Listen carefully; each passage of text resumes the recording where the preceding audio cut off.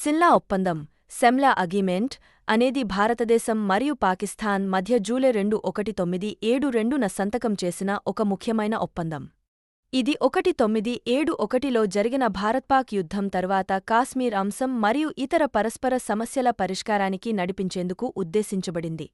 ప్రధానాంశాలు: సంతకదారులు భారత ప్రధాని ఇందిరాగాంధీ మరియు పాకిస్తాన్ ప్రధాని జుల్ఫికార్ అలీ భుట్టో.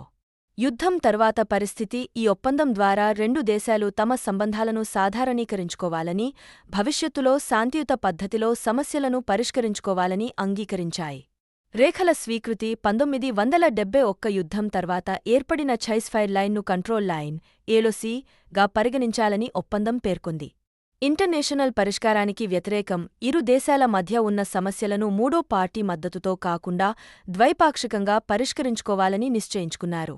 ఖైదీల విడుదల: యుద్ధ సమయంలో భారతదేశం పట్టుకున్న దాదాపు 90,000 పాకిస్తాన్ సైనిక ఖైదీలను పాకిస్తాన్కు తిరిగి పంపించడాన్ని ఈ ఒప్పందం ద్వారా నిర్ణయించారు.